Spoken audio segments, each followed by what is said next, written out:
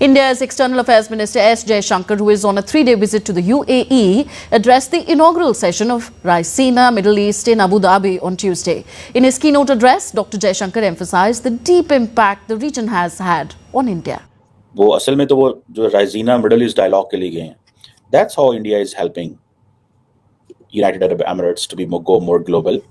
इस तरह काम कर रहे हैं कि उन्होंने दुबई को, अबू धाबी को अपने पीछे लगाया हुआ है कि आए हम आपके लिए।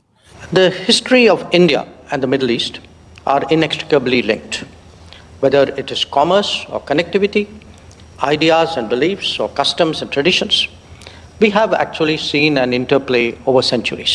ये एक बड़ी ही जबरदस्त अपॉर्चुनिटी मिल गई है इंडिया को कि वो ग्लोबल कर लिया, वो ग्लोबल ले गए हैं अपनी कॉन्फ्रेंस को।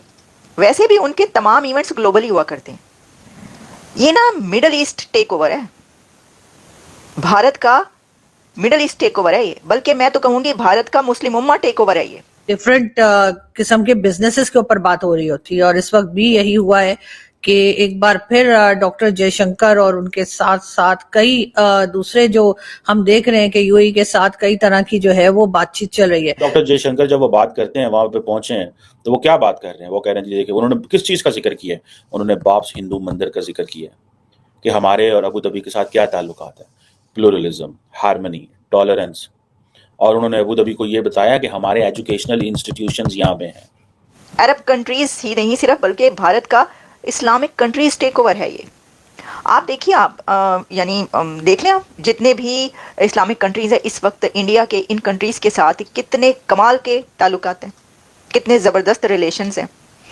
जय हिंद दोस्तों, भारत ने वैश्विक जियोपॉलिटिक्स और वैश्विक राजनीतिक बदलती हुई जो ये क्षेत्र है, इसको लेके एक बहुत ही प्रतिष्ठित मंच बनाया हुआ है रायसीना डायलॉग। और जो रायसीना डायलॉग होता है, इसमें मैं आपको बताता चलूँ कि 150 से ज़्यादा देश के इसमें जो नुमाइंदे पार्टिसिपेट करते हैं। यानी इस प्लेटफॉर्म पे बातचीत होती है, वैश्विक जियोपॉलिटिक्स उथल पुथल जो मची हुई है, या विश्व के जो संकट हैं या विश्व के जो मुद्दे हैं, उससे रिलेटेड रायसीना डायलॉग्स में बातें होती हैं। भारत इसको कंडक्ट कराता है, इस वजह से इसकी रेलेवेंस और बढ़ जाती है। ऊपर से भारत के कहने पे फिर अमेरिका से, यूरोप से, फ्रांस से, अफ्रीका से, ऑस्ट्रेलिया से, इवन दो चाइना से भी इसमें विदेश मंत्री तक के लोग आ जाते हैं। तो इसकी रेलेवेंस बहुत है, बड़े बड़े लोग आते हैं। जिस देश में या जिस क्षेत्र में ये हो जाए, उस क्षेत्र की इकोनॉमी बूम कर जाती है। तो भारत ने इस बार अपने मित्र देश यूएई में ये रायसीना डायलॉग कंडक्ट कराने का फैसला लिया और यूएई ने इसमें बहुत आभार व्यक्त किया भारत का। ऊपर से यूएई के फॉरेन मिनिस्टर ने भी इसमें बढ़ चढ़ के हिस्सा लिया अबू धाबी में। ठीक है, तो इसके बाद तो फिर पाकिस्तानियों की जल गई, क्योंकि पाकिस्तानियों को जाहिर सी बात है, इस डायलॉग में आके कटोरा थोड़ी दिखाना है सबको, भीख डाल दो इसमें। तो ऐसे देशों को तो खैर बुलाया ही नहीं जाता। ऊपर से मुस्लिम देश इसमें जो अमीर वाले हैं वो सब आ गए, तो पाकिस्तान जला हुआ कि डॉक्टर जयशंकर वहाँ से निकले दिल्ली से और जाके कल अपना रिपब्लिक डे उन्होंने अबू धाबी में भी मनाया। और साथ में उन्होंने वो असल में तो वो जो राइजीना मिडल ईस्ट डायलॉग के लिए गए हैं, that's how India is helping United Arab Emirates to be go more global. वो कैसे? देखें, डॉक्टर जयशंकर को इस चीज़ की समझ लग गई। क्या समझ लगी उनको? डॉक्टर जयशंकर को ये समझ लगी कि भाई हम हर साल रायजीना डायलॉग जो है वो कराते हैं हम दिल्ली के अंदर। अगर हम इस दफ़ा रायजीना डायलॉग जो है वो कराएंगे अबू धाबी के अंदर, तो किसको फ़ायदा होगा? पैसे कौन देगा? इंडिया। होटल किसके इस्तेमाल होंगे? अबू धाबी के। डॉलर किधर जाएगा? Abu Dhabi. गेस्ट किधर आएंगे? Abu Dhabi. इंडियंस कहाँ ट्रैवल करेंगे? Abu Dhabi. समझ रहे हैं आप बात को? That's where they are working and thinking. इस तरह काम कर रहे हैं वो इस तरह काम कर रहे हैं कि उन्होंने दुबई को, अबू धाबी को अपने पीछे लगाया हुआ है कि आए हम आपके लिए। देखिए, 2 लेवल पे इंडिया ऑपरेट करता है। एक वो लेवल है कि जनाब इंडियंस बड़ी तादाद में अबू धाबी जा रहे हैं, वहाँ पे नौकरियाँ कर रहे हैं, ऑड जॉब्स भी कर रहे हैं, CEO लेवल की वो जॉब्स भी कर रहे हैं। और एक लेवल ये है कि जहाँ पे इंडियन गवर्नमेंट इस लेवल पे ऑपरेट कर रही है। अब डॉक्टर जयशंकर जब वो बात करते हैं, वहाँ पे पहुँचे हैं, तो वो क्या बात कर रहे हैं? वो कह रहे हैं देखिए, उन्होंने किस चीज़ का जिक्र किया है? उन्होंने बाब्स हिंदू मंदिर का जिक्र किया है कि हमारे और अबू धाबी के साथ क्या ताल्लुकात है, प्लूरलिज्म, हार्मनी, टॉलरेंस। और उन्होंने अबू धाबी को ये बताया कि हमारे एजुकेशनल इंस्टीट्यूशंस यहाँ पे हैं। मतलब जो दहाइयों से, फॉर मैनी डेकेड्स, इंडिया अपनी लेबर बेचता रहा, जिस लेबर की वजह से इंडिया ने अरबों डॉलर रेमिटेंस कमाई है, अरबों डॉलर रेमिटेंस कमाई है। लेकिन ये अब वो नेक्स्ट लेवल पे जा चुके हैं।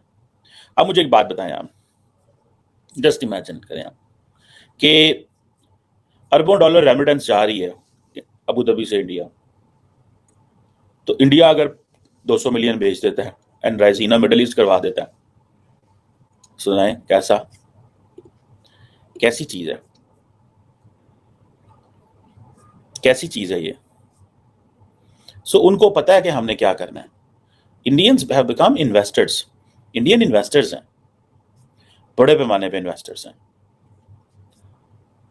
और उनको इस सारी चीज की समझ आ गई है कि अगर हमें अपना दुनिया में मौक़िफ़ देना है, अपने आप को आगे लेके चलना है, तो भाई ये सारा कुछ करना पड़ेगा,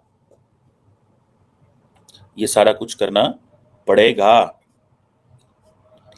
आप देखें ना, रिपब्लिक डे सेलिब्रेशंस दुनिया के, और फिर उसमें मोहम्मद बिन जो क्या नाम है उनका, फॉरेन मिनिस्टर अब्दुल्ला बिन जैद साहब, very forward looking, very progressive foreign minister of Abu Dhabi, very progressive.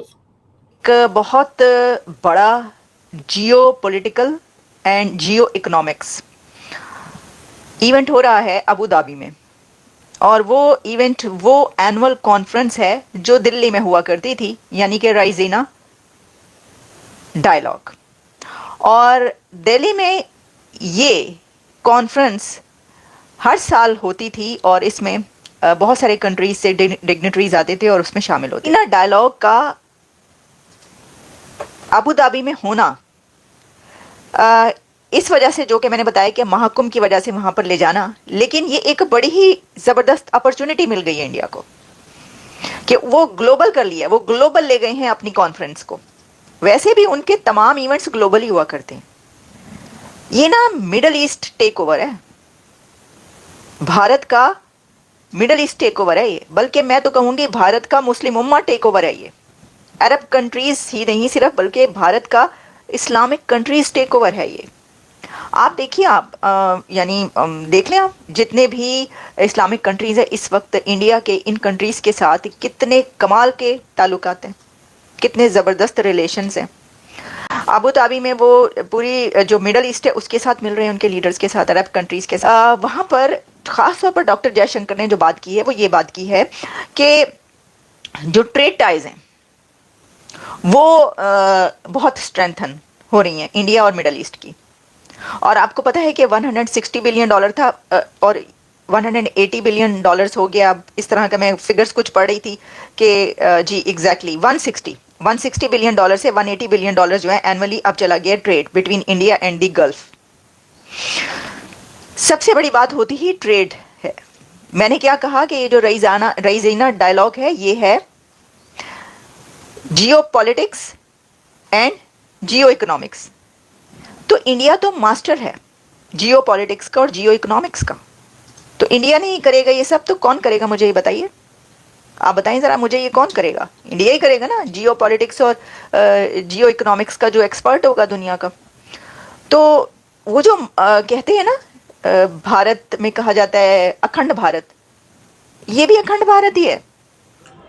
दोस्तों, रायसीना डायलॉग की अहमियत ये है कि इसमें जो है जो बातें होती हैं उसका एक निष्कर्ष निकलता है, या इसमें जो बातें होती हैं और करंट सिचुएशन पे हर देश का नज़रिया समझ आता है। जैसे रूस यूक्रेन पे यूरोप का क्या नज़रिया है, रूस का क्या, अमेरिका का क्या नज़रिया, भारत का क्या नज़रिया, चाइना का क्या नज़रिया, आसियान देशों का क्या नज़रिया, या साउथ एशियन भारत के अलावा जो देश हैं उनका क्या नज़रिया, ये सब इस मंच से पता चल जाता है और लोगों को समझने में थोड़ी हेल्प मिलती है जो जियो पॉलिटिकल उथल पुथल मची रहती है। ये ऐसे जो है डायलॉग्स जो है भारत तो कंडक्ट कराता ही है रायसीना डायलॉग, अमेरिका भी समय समय पे कंडक्ट कराता है। अभी दोहा फोरम जो कि कतर ने इसको इंट्रोड्यूस किया था, दोहा फोरम, उसमें भी भारत बुलाया गया था। इस ऐसे करके पूरी दुनिया में तमाम ऐसे मंच है, लेकिन अगर रेलेवेंस की बात की जाए तो ये बहुत कम ही मंच की इतनी रेलेवेंस होती है, और रेलेवेंस वाले में रायसीना डायलॉग टॉप पे, आप इस तरीके से मान के चल सकते हैं। इसमें ये भिखारियों वालों देशों को नहीं बुलाया जाता जो आके बस वहाँ पे ऐसे कटोरा फैला दे, भाई दे दो पैसे अल्लाह के नाम पे, भगवान के नाम पे, जिसके नाम पे तुम मानते हो उसके नाम पे कटोरे में भीख डाल दो हमें। तो ये वाले देश उसमें इन्वाइट नहीं कराया जाता, तो पाकिस्तानियों की जाहिर सी बात है जलेगी। अब जैसे जैसे मुस्लिम देश इसमें इंटरेस्ट ले रहे हैं वैसे वैसे पाकिस्तानियों की जल रही है।